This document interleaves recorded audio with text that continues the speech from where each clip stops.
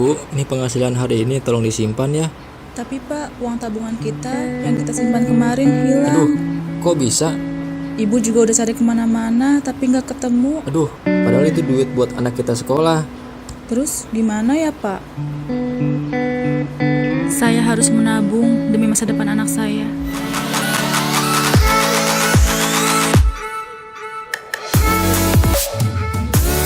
Selamat pagi, silahkan. Saya dengan Dina, maaf dengan ibu siapa? Saya dengan Ibu Ayu, Oh, Mbak. Ibu Ayu, mohon maaf ibu, ada yang bisa saya bantu? Saya ingin membuka buku tabungan. Bu Ayu, ngapain kesini? Bu Sandra, ini Bu, saya lagi buka buku tabungan buat anak saya. Ibu lagi ngapain kesini? Aku kesini mau melakukan pinjaman modal. Oh, emang bisa ya Mbak? Iya ibu, sekarang sudah bisa untuk melakukan pinjaman modal. Wah, bagus tuh. Kayaknya sekarang kita diperhatiin oleh pemerintah deh soal ekonomi menengah ke bawah. Iya, aku setuju. Sekarang kita lebih mudah difasilitasi sama pemerintah. Untuk akses keuangan, Provinsi DKI Jakarta menduduki rasio jauh lebih tinggi dibandingkan provinsi-provinsi lainnya di Indonesia. Pemprov DKI Jakarta mengukuhkan tim percepatan akses keuangan daerah untuk memudahkan implementasi sejumlah program seperti Gerakan Rusun Menabung, pemberdayaan PKL melalui kredit UMKM, dan layanan keuangan tanpa kantor dalam rangka keuangan inklusif di Kepulauan Seribu.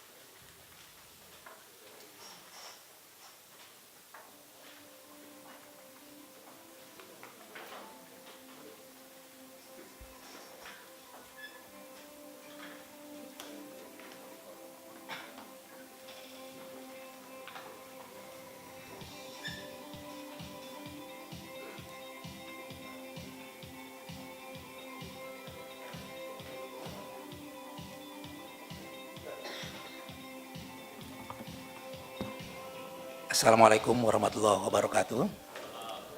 Yang terhormat Bapak Gubernur Provinsi DKI Jakarta, Bapak Wali Kota Jakarta Pusat, Bapak Ibu para pengusaha yang pada kesempatan ini Pak ada 16 pengusaha yang berada di lingkungan Bundaran HI atau kita sebut dengan Tugu Selamat Datang. Kemudian juga yang saya hormati pada kesempatan ini hadir bersama-sama kita itu Insinyur Jaka S. Cahya Kartana yang merupakan nanti akan memaparkan terkait dengan apa yang akan kita lakukan terhadap revitalisasi Bundaran HI atau kita sebut dengan patung atau Tugu Selamat Datang. Kemudian juga yang pada kesempatan ini yang kami undang juga Ibu Dr. Maria.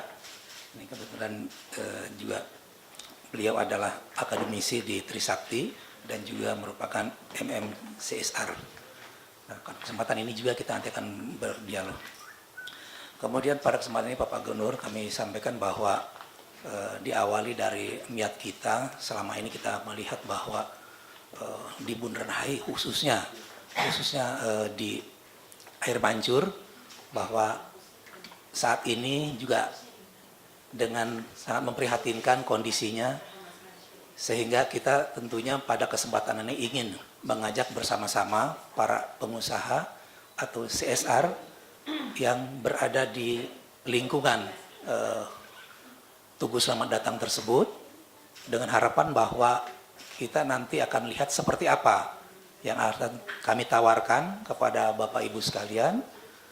Kemudian juga tentunya pada kesempatan ini kita berharap bahwa kita mempunyai target kalau ini sudah bisa berjalan mudah-mudahan di tahun ini akhir tahun bisa terlaksana.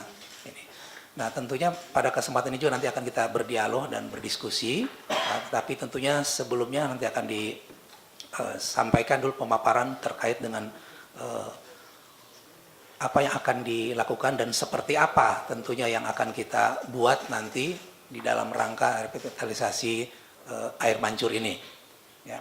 Nah, ini juga termasuk di dalamnya adalah tentunya dipersiapkan di dalam rangka menghadapi Asian Games ya 2018, dan dari situlah memang sejarah awalnya berdirinya Tugu Selamat Datang ketika Asian Games itu yang keempat diawali, sehingga ini tentunya kita akan juga di dalam rangka menghadapi Asian Games yang ke-18 nanti di tahun 2018 ini kita berharap bahwa sudah bisa mengingat kembali sejarah lama ketika berdirinya Tugu Selamat Datang tersebut. Nah, untuk itu pada kesempatan ini nanti akan disampaikan secara langsung saja yang akan disampaikan, kita akan dengarkan dulu pemaparan Pak. Gini, saya baru tahu ini belum cerita bahwa Ibu kita undang, intinya itu mau minta kontribusi Bapak Ibu sebetulnya, tapi nggak maksa. Jadi kami ingin, ini kan Bundaran HI kan sejarah, tentu properti Bapak Ibu akan baik. Kami juga menggunakan, tidak minta dari Bapak Ibu, kami akan membuat trotoar yang lebar dari Monas menuju Bundaran HI. Jadi kalau Bapak Ibu perhatikan, jalan dari Monas ke Bundaran HI itu kan agak kelebaran sebetulnya. Jalan Sarina itu agak kelebaran. Jadi kita sepakat, kita ikutin aja kaidah jalan. Kalau di depannya cuma 4 jalur, ya di sini harus 4. Jadi ngapain kamu 5, 6 akhirnya jadi bottleneck di ujung. Nah, jadi kita yang lebar tuh kita bikin trotoar saja yang rata. Karena kita akan bikin trotoar yang sangat baik. Kita udah kasih contoh beberapa tempat lah ya. Tanah Abang. Prinsip trotoar tuh mesti rata, perempuan pakai yang hak tinggi juga oke gitu loh. Kursi roda juga oke. Nah, kita juga minta gedung-gedung itu nanti nggak boleh lagi mesti miring untuk naiknya. Nggak boleh, dia mesti rata. Kami akhir tahun juga akan melepaskan bus baru lower deck yang suspensi bisa miring 152 unit free untuk keliling di daerah, termasuk bus tingkat, terutama lower deck di luar jalur itu untuk utama ini. Nah, kita harapkan sepanjang Monas sampai ke Patung Pemuda ya, Senayan, itu tuh kira-kira 7,7 kilometer kalau nggak salah. 7,7 kilometer itu jaraknya. Nah, kita ingin membuat sepanjang jalur itu jalur yang hidup, bisa 24 jam. Nah, kita juga izinkan properti Bapak Ibu untuk buka pagar secara lebar, ya bisa kasih tanaman, orang lewat. Itu boleh seperti Sarina, ada yang kayak Sarina kan ya? Nggak datang ya? Itu yang bisa bikin jualan-jualan. Jadi kita nggak hitung KDB, Bapak Ibu boleh bikin yang kios-kios kecil gitu. Supaya hidup. Dan saya juga berharap kita kalau SLF yang baru, sebagai layak fungsi yang baru, saya sudah mencantumkan ada pasal mengatakan Bapak Ibu harus buka pagar ketika kami minta. Nah, kami ingin antar gedung pun dibuka pagar. Waktu buka pagar itu bisa orang lewat, bisa juga bikin kios-kios tanpa ngurangin KDB. Saya ingin ada kehidupan tuh 24 jam. Terus bilang, keamanan gimana? Aduh, nggak usah berdebat soal keamanan, emang di rumah ditutup nggak dirampok juga? Yang penting kecepatan aparat. Kita udah bikin beberapa sistem aplikasi. CCTV saya kira sampai akhir tahun akan terpasang 6.000 unit. Yang bisa deteksi sampai muka. Itu sangat jelas punya. Kepolisian semua sangat baik pada kerja saya kira. Apa ini kan jalur utama kan. Nah, saya juga harap itu dibuka semua, yang tusuk sate segala macam. Bapak Ibu mulai bisa pasang LED di dinding-dinding Bapak Ibu sebetulnya. Jadi saya nggak setuju kata ini white area lah apa, nggak ada. Saya nggak mau lagi billboard di Jakarta. Terlalu bahaya, robo, pasangnya nggak benar. Kita udah, ini juga pajak saya baru mau tegur nih. Pajak harusnya kalau nggak ada izin nggak boleh tagih pajak, itu terbalik. Alasannya apa? Sayang dong Pak, dia udah pasang kita nggak tagih pajak, nggak benar. Kalau dia nggak ada izin bukan tagih pajak, lapor bongkar. Pak, saya pengen LED di dinding itu kita sistem bagi hasil 70-30 selama bukan produk. Nah, apa itu 70-30? Kami minta 30% jam tayang, kira-kira lah ya. 30% jam tayang itu untuk yang sosial. Misalnya jangan buang sampah, mesti tertib, gimana clue, gimana kita, ya iklan kami lah, termasuk Enjoy Jakarta. Jadi kita mau bantu banyak sekali event-event, ya macam-macam event yang orang buat. Kami mau bantu iklannya, supaya orang tahu dia rame seluruh kota seperti itu. Lalu kalau Bapak Ibu terima iklan gimana? Atau mau masang iklan produk Anda? Anda produk Anda nih, iPhone nih, jual produk baru nih. Kita tinggal hitung aja, kalau Anda selama ini bayar ke orang 100, Anda bayar kami cuma 70, karena kan 30 kan bagi kan? Nggak, dia cuma bayar 30 bagi 70 ya? 70 ya betul ya? Nah kalau terima iklan di luar bagaimana? Nggak bayar 70, 30 Pak. Misalnya sekarang Bapak punya LED, tiba-tiba Ades masang iklan 1 miliar, 700 punya Bapak Ibu. Kami terima 300 saja. Kita bisnis. Jadi Bapak Ibu langsung yang punya gedung menjadi perusahaan iklan. Jadi Anda begitu pasang itu LED semua, Anda langsung jadi perusahaan iklan ini. Ya, soal nanti Anda pasang LED berapa duit? Ya pinter-pinter Anda saja. Bisa aja Anda temuin Ades, lu mau gak pasang iklan di gedung gua nih? Mau pasang berapa tahun? 5 tahun? Tapi tolong duit lo langsung bikinin LED saya ya. Nah, itu kalau Anda udah punya gedung mah gak mungkin miskin lah di Jakarta. Sekarang misalnya Indosat. Indosat kan strategis. Gedung Indosat. Dia bangunnya sampai 16 kali 16 meter. LED-nya nih. 16 kali 16 meter loh itu sudah buat saya. Dia mau kasih ada permanen. Jadi artinya semua pemilik gedung, Anda tiba-tiba bisa mendapat tambahan uang dari gedung Anda. Oh ya, tambahan gedung besar. Jadi semua gedung yang tusuk sate segala macam jadi mahal nih. Kayak BCA dia bilang, wah kalau kamu pasang BCA tuh keren bener untuk produk-produk Anda. Terus kemudian kalau saya nggak ada yang pasang, minimal Anda lumayan dong, coba bayar kita 30. Iya, 30%. Daripada Anda pasang iklan di biro jasa, biro iklan, berapa puluh miliar, Anda cuma bayar kita cuma pajak. Cuma kasihlah waktu tayang 30% itu. Nah, makanya saya berpikir, karena kami akan kerjakan trotoar dengan bagus, ya Bapak Ibu bayangkan bahwa punya gedung di situ, kami akan beli gedung bus Inggris. Nah, kalau itu gedung kita beli, kami mau jadikan pusat kayak 911 tau. Dari 112 kita kan taruh orang. Saya pengen orang Jakarta ada apa-apa cuma ingatnya 112. Harusnya seluruh dunia 911 kan orang gampang ingatnya. Masa kita dapatnya Menko Info seluruh Indonesia di 112. Jadi bayangkan gedung-gedung bahasa Inggris, pagarnya semua bongkar, termasuk pos polisi di depan itu kita bongkar. Pos polisi yang saya pindahin ke gedung bahasa Inggris itu juga. Dan bawah tuh ruang konferensi pers. Jadi kalau ada demo, saya nggak mau nginjak di sini. Sama kayak Monas. Jadi demo, mereka harus demonya di taman di situ. Lalu di konferensi pers langsung lantai bawah. Nah, di situ juga akan jadi pusat seluruh monitor transportasi, baik LRT, MRT maupun BRT kita semua ada di situ. Nah, saya berpikir kalau ini semua ada, orang kan akan mandangnya ke Bundaran HI ya. Nah, kalau Bundaran HI dibagusin, kalau orang duduk di taman ini kan enak nih. Nah, kalau pakai uang saya, harganya lama sekali. Nah, maksudnya saya ngerapin trotoar, saya tawarkan ada insentif seperti itu, buka. Ya, kalau ada urunan sumbang kan lumayan. Ini kan buat dipandang dari Bapak Ibu juga. Itu pemikiran saya seperti itu. Nah, itu yang kita lakukan. Nah, sama juga misalnya contoh kita buat satu kontribusi tambahan lagi apa? Ducting. Kabel kita kan jelek nih di atas. Saya harus merapikan trotoar dan ducting di seluruh Jakarta ya. Kalau kiri kanan jalan dianggap semua ada kiri kanan jalan. Itu 2.600 km. Jakarta Surabaya PP.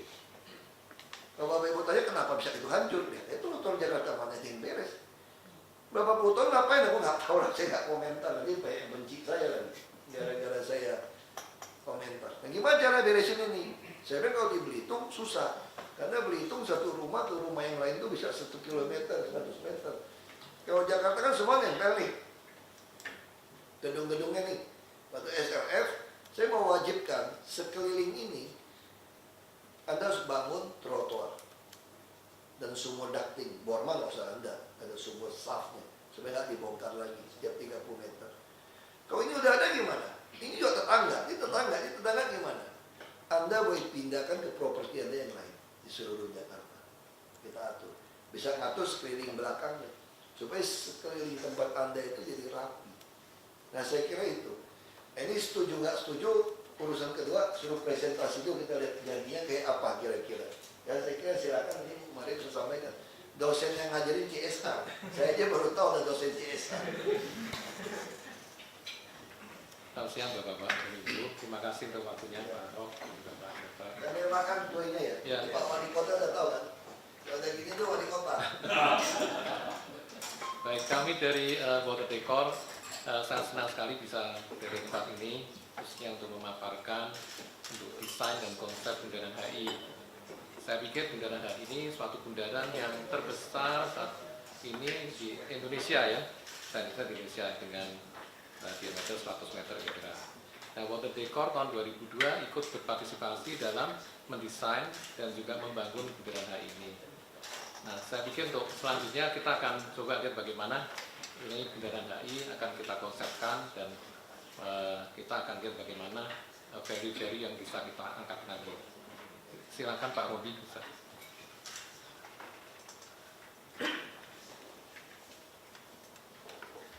Assalamualaikum warahmatullahi wabarakatuh. Terima kasih kepada Bapak Ahok, Pak Dinas, dan para tamu undangan. Ini saya Robi, dari Water Decor.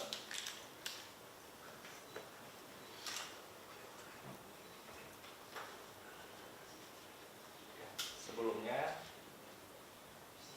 kita coba kenalan pesan dulu. Kami berdiri di tahun 99, sudah memiliki pengalaman kerja di bidang air mancur lebih dari 20 lokasi nasional. Proyek perdana kami adalah waktu itu merevitalisasi Bundaran Indonesia di tahun 2002.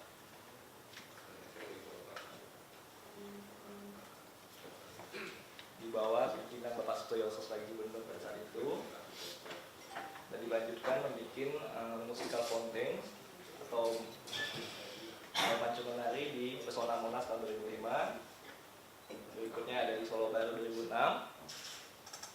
Jarum Kudus 2010, dan di tempat daerah komersil lainnya seperti Mall of Indonesia, Senayan City, Central Park, Tangerang City, Kelapa Gading, dan di Cirebon, Geraha Mall 2012.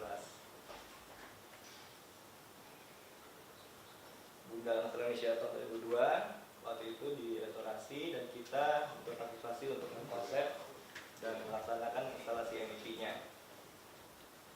Ini konsep awal kami waktu itu. Tinggi dari Tugu Selamat Datang ini adalah sekitar 17 meter dengan tiang penyangga 10 meter. Waktu itu kita mengkonsepkan membuat air mancurnya cukup dinamis karena teknologi pada saat itu hanya punya kemampuan naik dan turun. Kiranya kita mencoba menghiasi dengan membuat air mancur yang parabolik untuk melihatkan bahwa lebar dari kolam tersebut adalah 80 meter. Karena konsep awal ini adalah mengikuti tanggal kemerdekaan Republik Indonesia 17 Agustus 45, jadi 17 dan 8. Semenjak itu, Bundaran HI jadi tempat populer dan favorit untuk berkumpulnya warga Jakarta dalam menyambut hari besar nasional maupun tahun baru. Dan setiap hari minggunya itu diadakan acara hari bebas berkendara bermotor. Di 2016 ini dikarenakan equipment yang ada, peralatan yang ada di air mancur tersebut membuat air mancur kita jadi tidak indah, Pak, Ibu. Jadi kita coba untuk menawarkan konsep baru yang mungkin air mancurnya lebih penuh warna lagi, penuh ragam konfigurasi sesuai dengan karakter ibu kota Jakarta, yang dimana di sini berkumpul semua ragam budaya.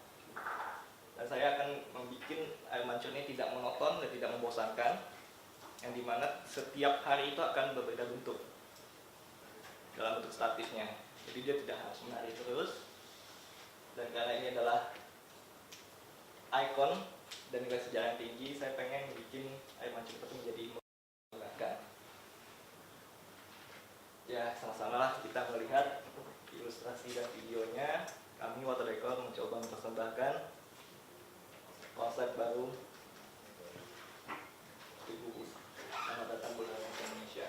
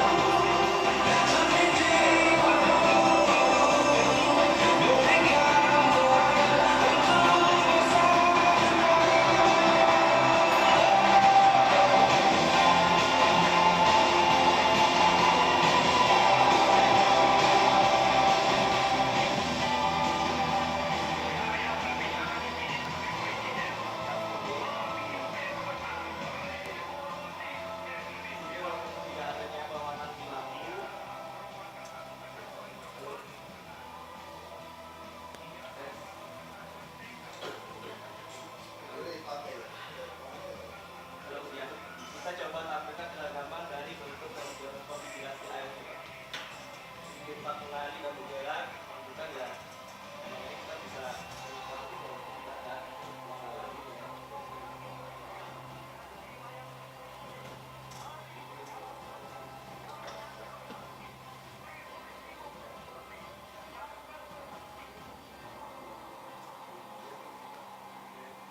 Inilah ilustrasi untuk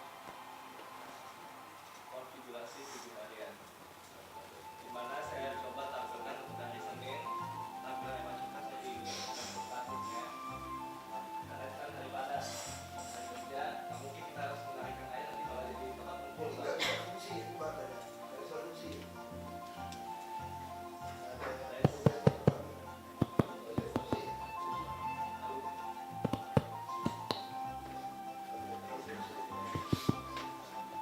tes ya nggak apa-apa ini mulai ini hari Kamis. Halo ya, jadi kita cobakan tampilkan yang statis biar nanti warga juga mempunyai ikon yang nggak monoton lah seperti saya dua konsep karyawan datang di hari Jumat ini. Untuk hari Sabtu malam Minggu nanti akan kita tampilkan cerita satu secara sebelum datang di luar di atas jam 7 di selatan. Udah mas, udah bunyi pak. Terima kasih baik. Yang ada kotak-kotak ini mati lagi. Dan hari Minggunya seperti ini, karena paginya udah mulai grafik ini udah rame.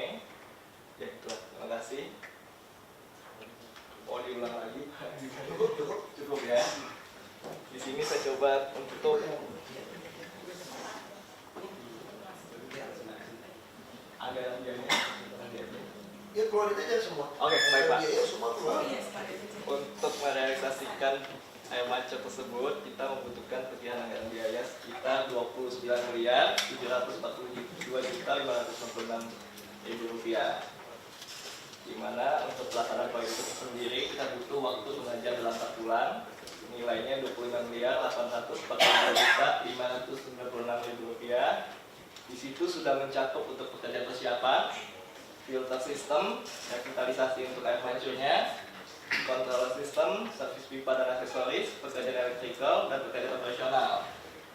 Untuk revitalisasi air mancur itu sendiri, kita membagikan jadi 3 lingkaran. Water feature atau feature air. Yang pertama, kita butuh anggaran sebesar Rp3.293.659.000, di mana nozzle yang ada sekarang itu tetap dipakai, hanya diservis saja. Untuk pompa dan lampu kita ganti baru semua. Feature kedua, karena kita mau ingin menampilkan model baru dengan penuh konfigurasi gerak, ragam, dan warna, nozzle kita ganti semua, itu jumlahnya ada 40, di anggaran Rp11.428.022.000, pompa dan lampu semua baru.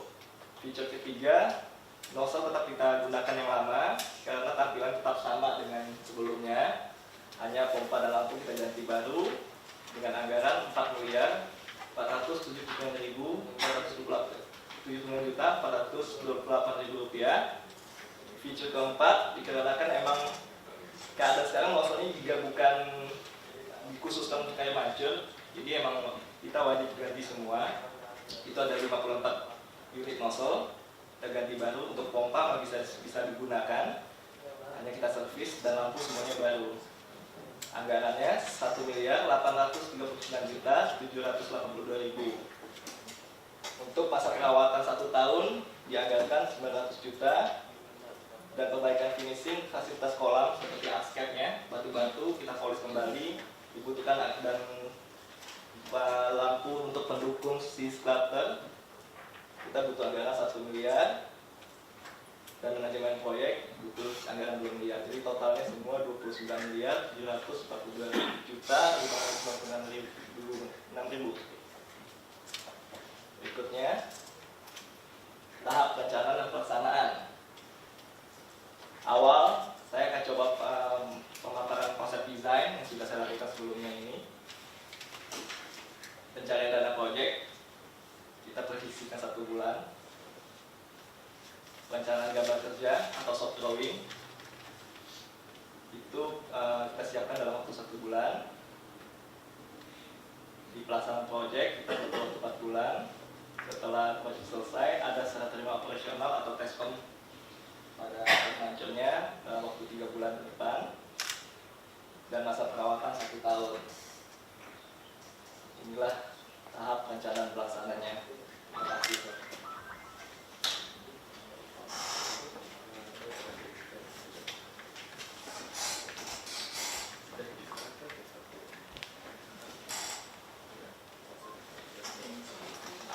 Oh ya. Kalau dibangun kapan selesainya bisa lihat itu? Selesainya kalau sudah siap semua, Pak, butuh waktu 4 bulan. 4 bulan.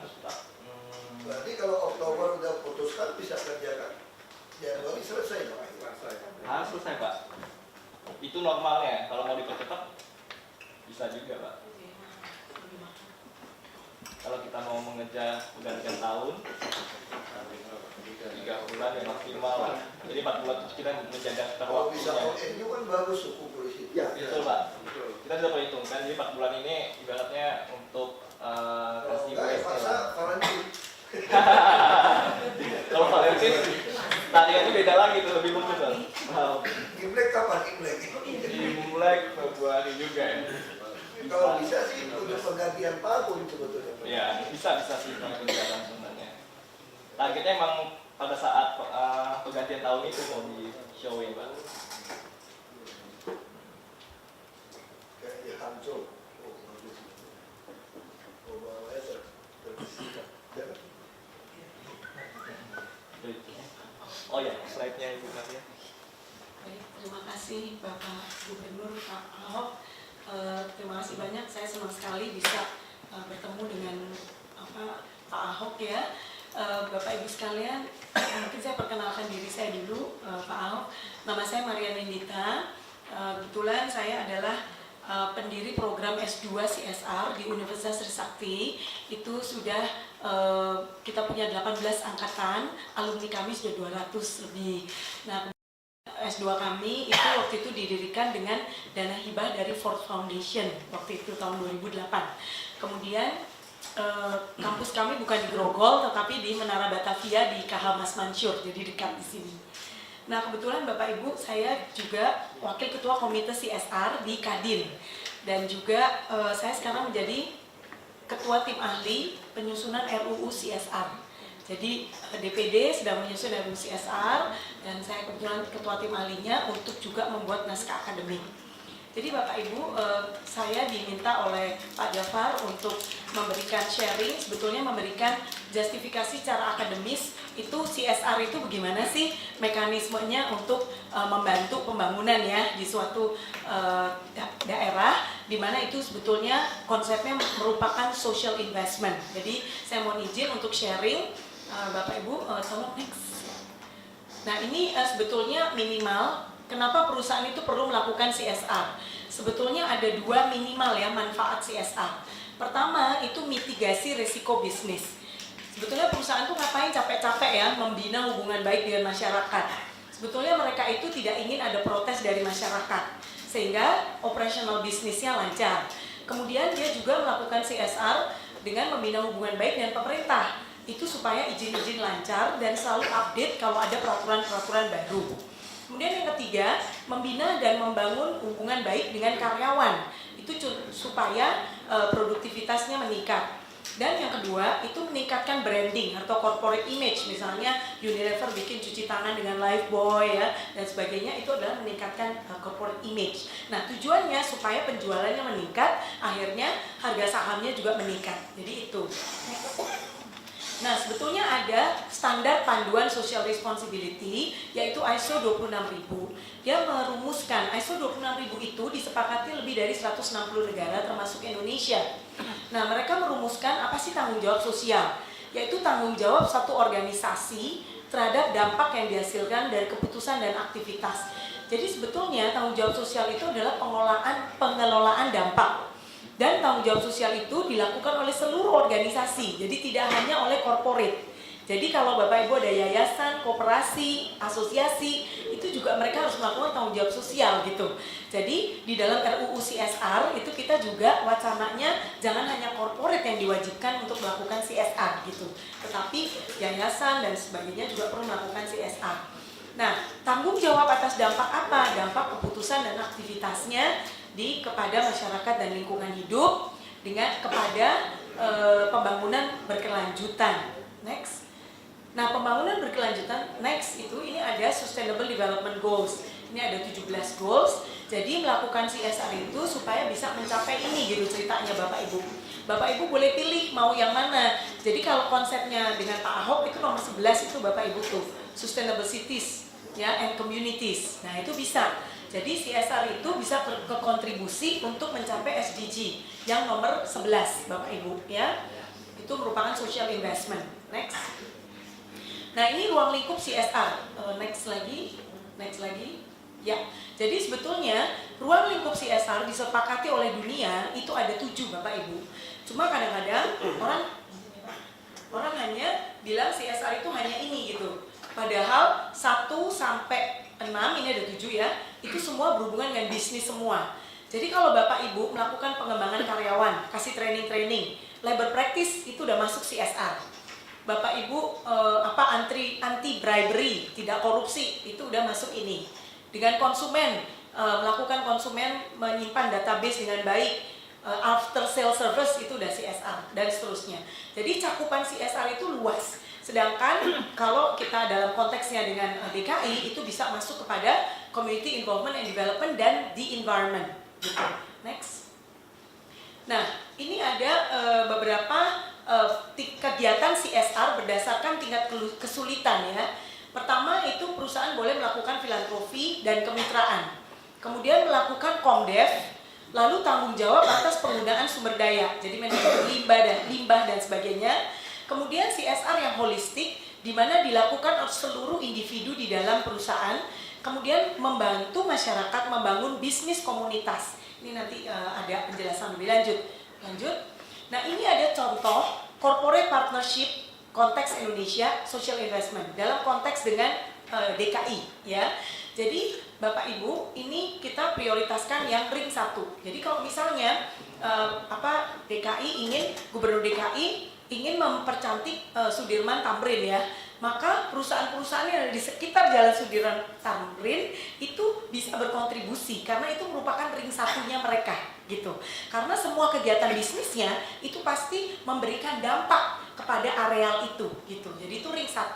Kemudian dalam pelaksanaannya bisa bermitra dengan NGO atau LSM atau yayasan atau lembaga pendidikan untuk membantu mengatasi persoalan-persoalan yang dihadapi oleh pemerintah yang mungkin budgetnya kurang, resource-nya kurang. Kemudian membangun infrastruktur untuk masyarakat. Jadi kayak tadi bangun termasuk fasilitas umum, fasilitas sosial kayak air mancur tadi ya, fountain itu termasuk masuk di sini gitu. Itu bagian dari kemitraan gitu. Kemudian membantu mengatasi persoalan-persoalan masyarakat lainnya dan kita memprioritaskan mitigasi resiko bisnis. Jadi Bapak Ibu, kalau sekitar Sudirman Tamrin itu tidak kita perhatikan dan kita kantornya ada di situ, kalau mereka tidak nyaman, terjadi apa-apa, ada demo dan sebagainya, maka nomor 1 kita yang akan terkena resiko bisnis pasti nggak lancar gitu ya. Nah lanjut, ini ada beberapa contoh. Ini sebetulnya ada tulisannya Grand Canyon. Ini Taman Grand Canyon ya di Amerika. Ini pembangunan jembatan ini adalah mendapatkan kontribusi dari perusahaan banyak. Next, selanjutnya. Nah, di sini ada pengakuannya. Jadi di sini ada corporate support. Nah, jadi dia melakukan pembangunan ini dengan bantuan dari perusahaan. Itu di Amerika ya. Next. Nah, di sini contoh lain. Di New York itu Nestle membangun ini, playground. Kemudian California, Coca-Cola membangun ini, reforestation. Verizon Wireless membangun ini, free day at the park. Jadi anak-anak sekolah boleh ke park, ke taman itu gratis dibayarin oleh Verizon Wireless. Kemudian semua perusahaan ini harus mendapat pengakuan, recognition dari pihak pemerintah, begitu. Next. Nah ini juga contohnya Toyota, dia bikin taman. Di Jakarta juga udah ada ya, taman yang dibangun oleh Toyota ya, batunya ada tulisannya ya, itu merupakan bentuk recognition. Lanjut. Kemudian pertanyaannya, apakah ini filantropi atau partnership? Nah, sebetulnya ini merupakan partnership. Karena apa? Karena corporation mendapatkan sesuatu. Jadi, mereka itu apa yang dia dapatkan? Itu adalah pengakuan. Nah, jadi macam-macam ternyata Pak Ahok tidak hanya pengakuan, perencanaannya malah hanya membayarkan 30%. Bayangkan Bapak Ibu, itu sudah menurut saya suatu pengakuan yang betul-betul bisa dimonetizing. Jadi manfaatnya itu direct gitu, direct impact. Sebab kalau cuma iklan aja, itu kan indirect ya. Dampaknya nggak jangka pendek gitu, tapi jangka panjang gitu. Jadi menurut saya ini mekanisme kemitraan yang diusulkan Pak Gubernur itu sudah luar biasa. Next. Nah ini adalah contohnya. Jadi ini di Atlanta, dia ingin membangun park ini, dia butuh biayanya sekian. Lalu dia membuat suatu program-program sponsorship. Jadi apa benefitnya untuk mendapatkan ini? Untuk membantu ya, ada logo ya, lanjut, next. Nah ini ada logo ya, kemudian dan sebagainya. Jadi ada benefit yang diterima oleh perusahaan. Jadi Bapak Ibu, CSR itu sebetulnya bukan merupakan donasi, tetapi merupakan investasi bisnis gitu. Next. Ya, nah ini contoh Bapak Ibu mungkin ingat Orchard Road ya, yang udah ke Singapura ya. Di Singapura itu setiap Desember itu selalu ada lampu hiasan Natal sepanjang Orchard Road. Nah itu yang membangun itu adalah perusahaan-perusahaan yang berada di sepanjang Orchard Road itu. Salah satunya adalah Hitachi. Next.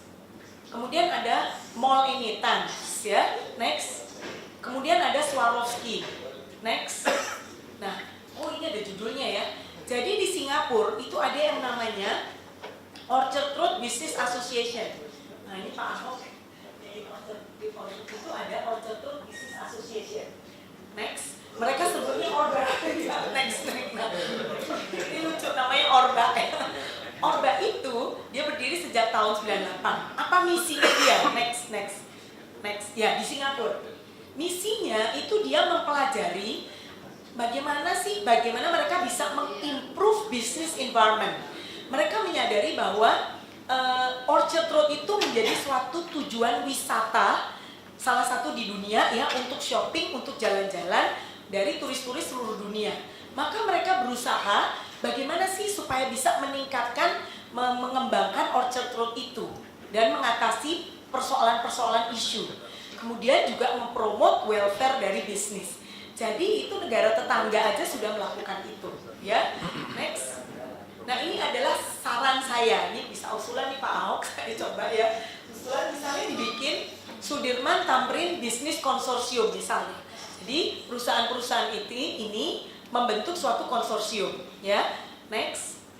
Nah, ini adalah bentuk konsorsiumnya. Ini sebetulnya ada tulisannya di sini, nggak bisa dikecilin ya, Pak ya. Kalau nggak usah pakai slideshow, bisa nggak yang biasa aja? Biasa aja, kelihatan ininya aja. Kelihatan ininya. Nah, ini. Jadi ini model kemitraan bisa, ini contohnya. Ini semua, ini adalah project board. Project sponsornya itu adalah Dinas Pertamanan dan Pemakaman atau mungkin DKI, terserah ya. Ini contoh. Kemudian project ownernya ini adalah konsorsium yang terdiri dari perusahaan-perusahaan yang ada di sepanjang Sudirman Tamrin.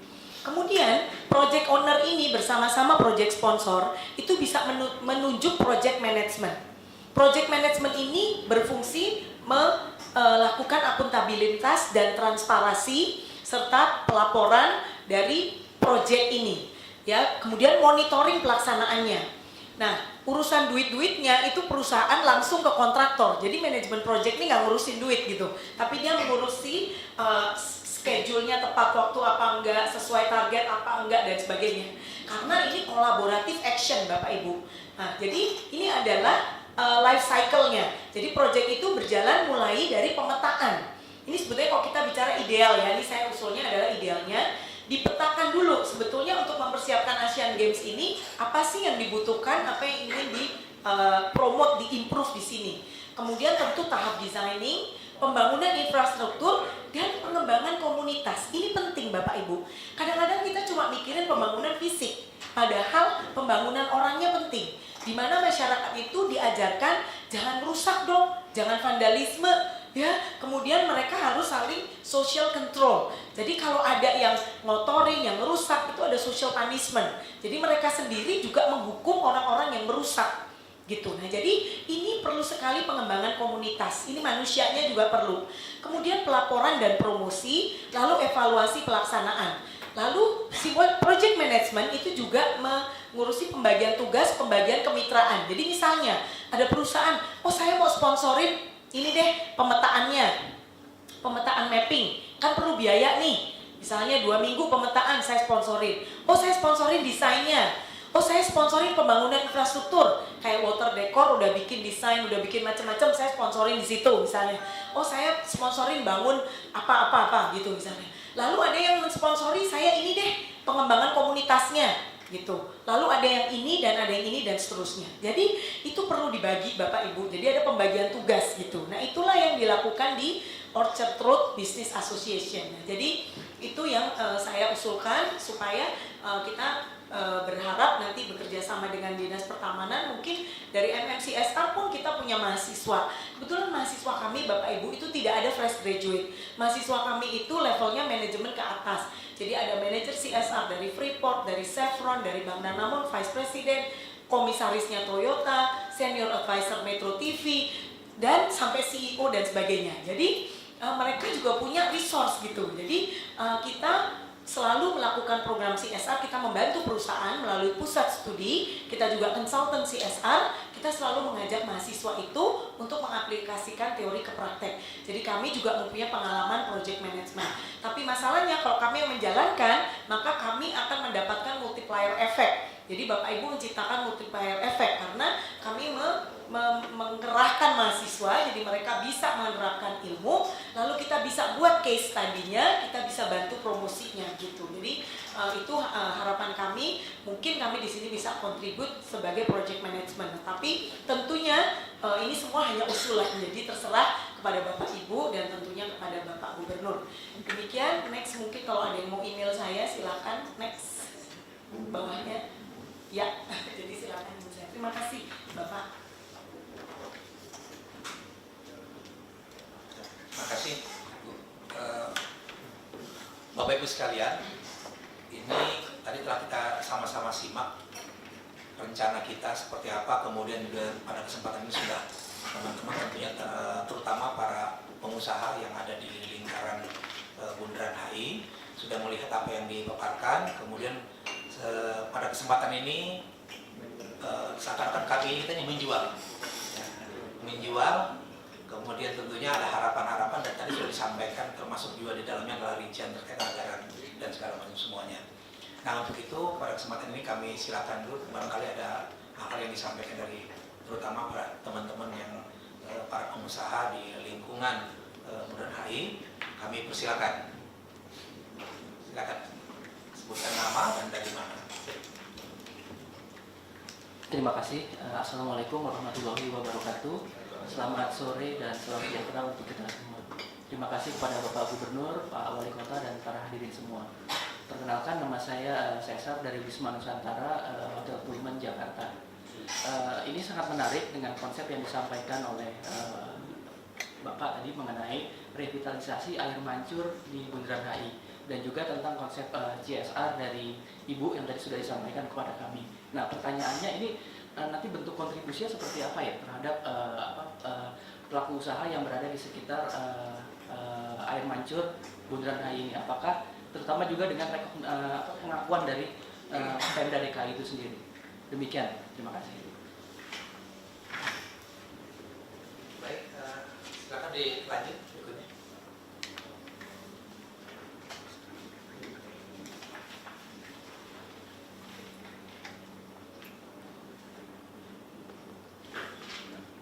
Ada, silakan.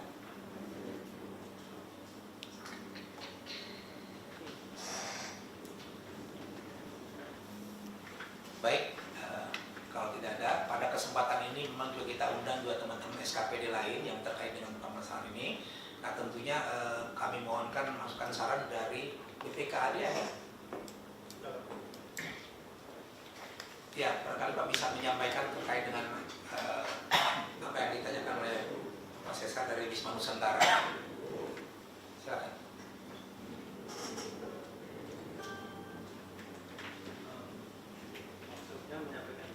Ya baik, ini terkait dengan bentuk kontribusi. Artinya yang selama ini sudah pernah dilakukan kesepakatan kita bahwa ketika CSR atau pengusaha memberikan dukungan kegiatan kepada kita, ini tetap dari satu sisi harus tetap melakukan melalui WPKAD. Nah, gimana kaitan dengan masalah ini aturan? Kalau yang kemarin itu kita hanya menerima pada BPKAD itu menerima dari CSR, jadi mengenai kontribusinya itu nanti bukan BPKAD.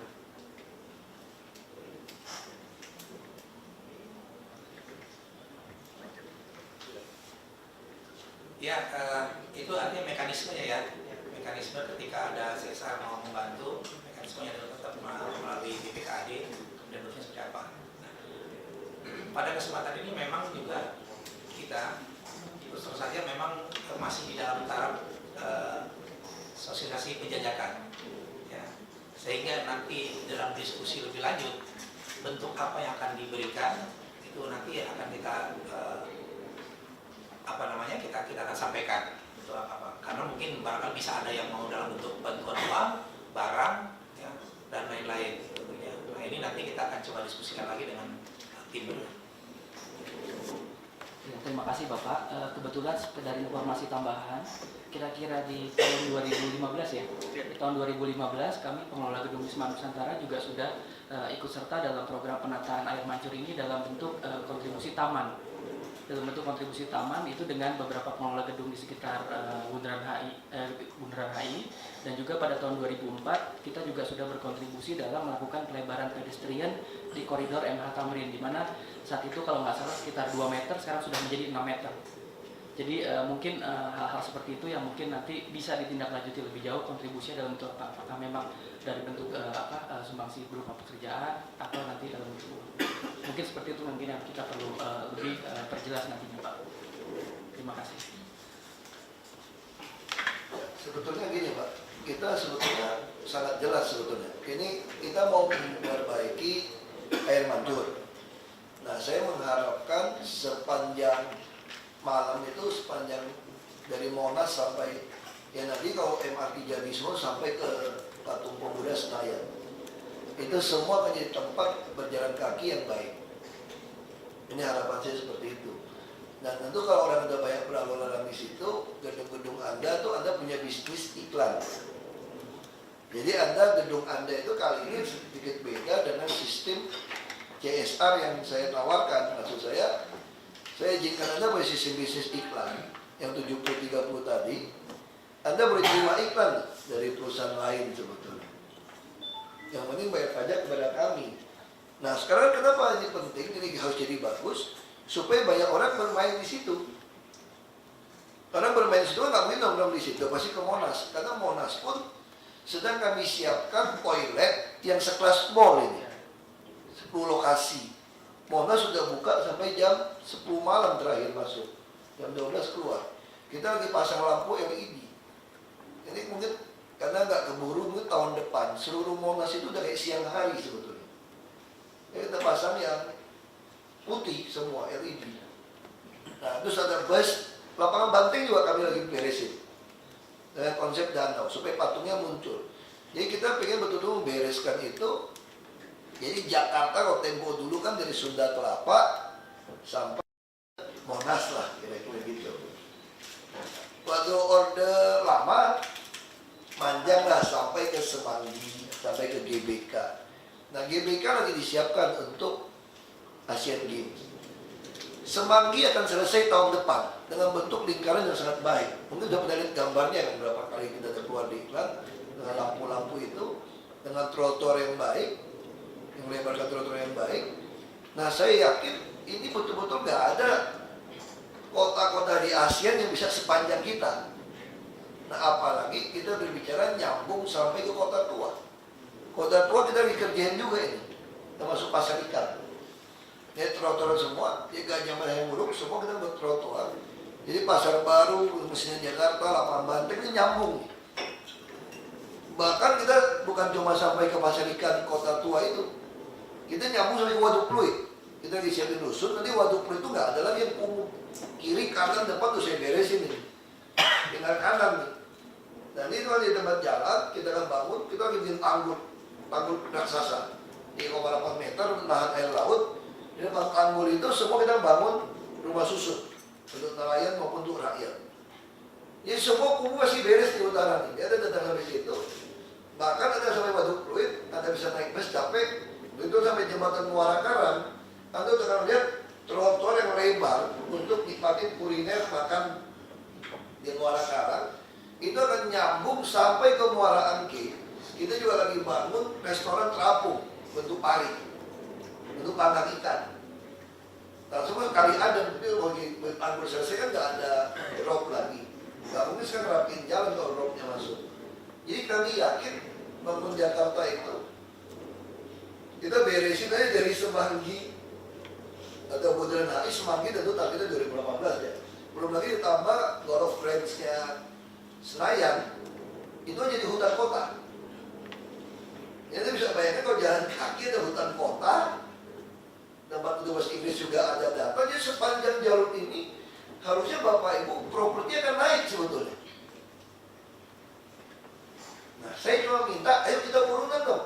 Kan saya udah kerjain bagian yang lain nih. Nah yang Bundaran HI ini urunan. Itu mau berat nggak mau. Ya kamu juga nggak apa-apa. Saya juga nggak paksa, nama juga dagang kan kita jualan.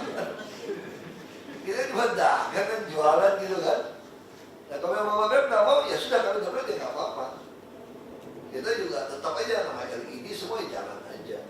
Nggak masalah buat kami gitu. Ini cuma mau mempercepat proses saja. Kalau bisa dapat. Bapak Ibu bisa lapor kepada owner atau pemegang saham. Kita butuh seperti itu. Jadi koordinasi bagaimana? Saya nggak tahu apa Pak Jafar menunjuk Trisakti atau apa ya. Saya nggak tahu. Bisa langsung. Jadi bagaimana? Jadi saya bilang juga sama Pak Jakar, saya bilang bisa nggak di tengah itu nanti bisa kayak ada lampu keluarin ini siapa malam siapa yang kontribusi kayak gitu. Itu yang kita tawarkan sih. Ya. Jadi saya pengen betul-betul tambah makan kayak ojek road lah. Dia 24 jam orang jalan, nikmatin sepanjang itu ada bus segala macam. 7,7 km dari Monas. Saya kira ini betul-betul prime area nih, di Jakarta seperti ini. Nah, lampu yang baik. Bapak Ibu kau perhatikan sekarang. Kalau Bapak Ibu bawa mobil tengah hari atau lagi kemarau, mana ada yang mau terbang lagi di Jakarta? Kami semua gunakan street sweeper tanpa minta kontribusi Anda. Kita kan gosok terus di jalan itu. Jadi kalau kita perbaikan jalan sekarang. Jadi kalau perbaikan jalan, saya Bapak Ismada ini PU Minamarga. Mana ada lagi Bapak Ibu lihat alat berat nongkrong di jalan gitu lama. Kita gunakan speed limit itu 7 jam ya. Langsung buka kerja, kita ada hujan ada apa. Kita bayar mahal semua maksud saya. Ada hal-hal yang harus kami lakukan. Tapi ada hal yang harus Anda lakukan. Supaya kita sama-sama menyamai keuntungan. Misalnya contoh apa lagi yang kita lakukan? Pegawai Bapak Ibu yang gaji UMP, daftar Transjakarta, itu tidak bayar naik bus. Kalau gaji UMP saja. Lalu kita lagi mau bikin perkulakan. Saya kira Februari akan jalan. Jadi Desember aku buru. Kita bangun perkulakan kayak makro atau hipermat itu. Karena gaji UMP bisa beli dengan harga pabrik diskon. Ini untuk pembelian KJP sama jual ke pasar. Karena yang kendalikan sembako. Transport yang murah, kesehatan nggak usah ngomong. Kalau karyawan Bapak Ibu nggak sanggup bayar yang mandiri, mau kelas 3 saya yang bayarin, lagi bayar. Jadi kita mau fokus uang APBD itu untuk apa? Kesehatan, pendidikan, untuk sembako, transportasi, perumahan, termasuk modal kerja.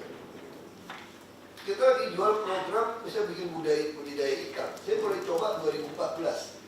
Kenapa yang berhasil cuma berapa orang saja? Oh iya, saya bukan sinterklas. Begitu kita coba dia nggak rajin kerja, saya cabut. Nggak ada. Selama ini program pemerintah salah. Kalau budidaya, ngumpulin kelompok, mau mati nggak bisa saya bilang. Yang rajin aja, kalau mati out, malas saya cabut. Saya minta bagi hasil. Enak aja loh main kerja gitu. Udah potong biaya semua, bagi hasil kami 80-20. 80 buat siapa? Buat nelayan. Kami 20 saja. Nah ini kalau ada kelompoknya tambah hidup, 20 ini saya mau bikin kooperasi, masuk lagi kooperasi. Jadi ibaratnya kooperasi sebagai bos, kerjasama dengan anggota, pembagian 80 buat anggota punya saham lagi 20. Itu kemarin panen saya datang, sudah uji coba kan, 1 tahun, 2 tahun, kemarin saya sengaja beli panen. Saya masukin 8 lulusan sarjana sekolah tinggi ilmu perikanan. Yang ada lulusan sarjana nggak punya modal kan, saya modalin 80-20. Nah saya pengen uang APBD itu begituan. Lalu kalau buat infrastruktur siapa? Ya kita urunkan. Nah sekarang izin udah gampang. Tapi itu bisa selesai dengan cepat.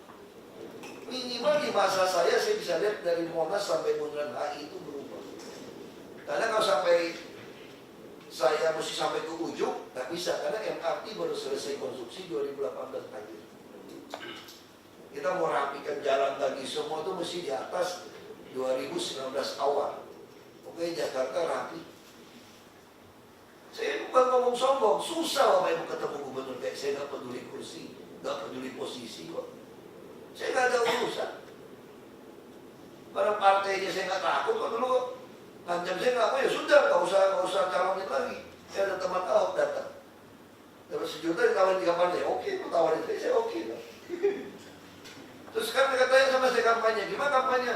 Ini udah 74 relawan, oh gampang, duitnya dari mana? Gampang. Jadi teman Ahok bikin pertemuan, makan bersama atau dialog bersama, jual tiket. Lu mau gua datang, jual tiket tuh. Lu bayar calon tom berapa? 60 juta gitu lawakan.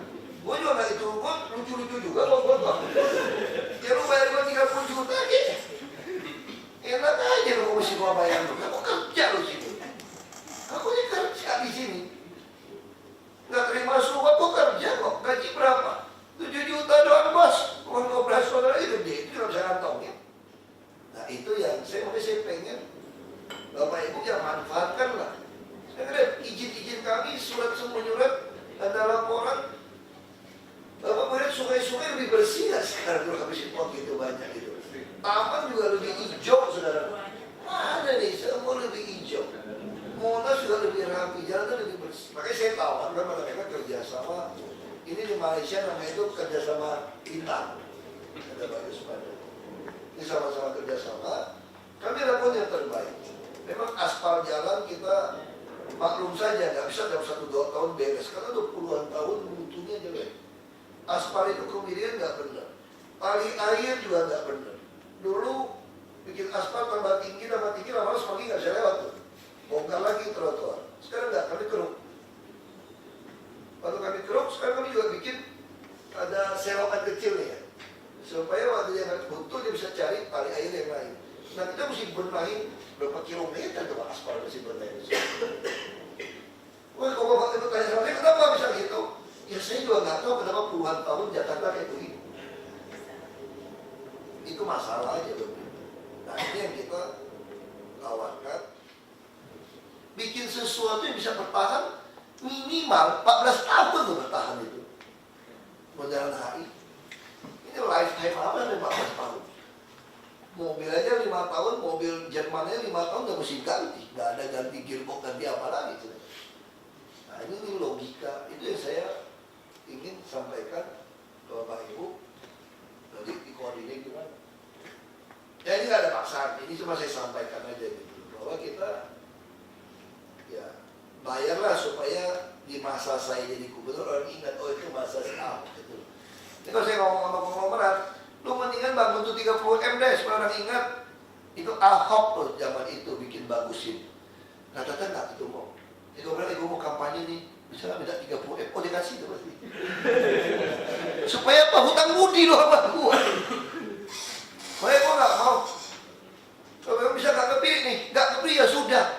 Emang gue pikirin. Lu cari aja gubernur yang lain gue bilang. Kalau mau coba. Aku udah gitu pikiran gue. Santai ya. Bapak kira, Ibu kira kalau ini profesional ya. Kalau Jumat, Thanks God is Friday, itu hotel mungkin. Sabtu Minggu nggak mau tahu kemana golf, Senin belum datang. Saya mana ada Thanks God is Friday, tiap hari dia mesti Thanks God terus kalau nggak sinting saya sini. 4:30 tuh mesti bangun tiap hari. Nanti kalau nggak jaga fisik, jaga makan segala macam, mana dapat sampai mana.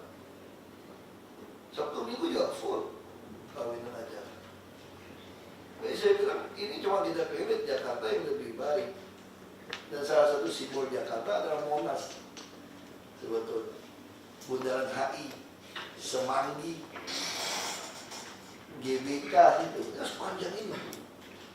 Nah itu nih Jakarta itu kuncinya. Jadi Bapak Ibu kalau pulang ke rumah ya, kita lagi bertahap nih.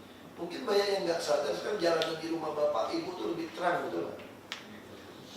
Kita ganti LED semua. Itu kita beli mungkin nggak ada kota di dunia yang segila kita. 5 kota kita hajar mengambil LED. Ini mau berapa triliun gitu? 1 apa 2 triliun. Kita ganti LED semua supaya terang benderang. Itu banyak udah lebih terang. Dulu yang kuning-kuning kan 400 watt. Kalau yang putih itu cuma 200, tapi terangnya 3 kali.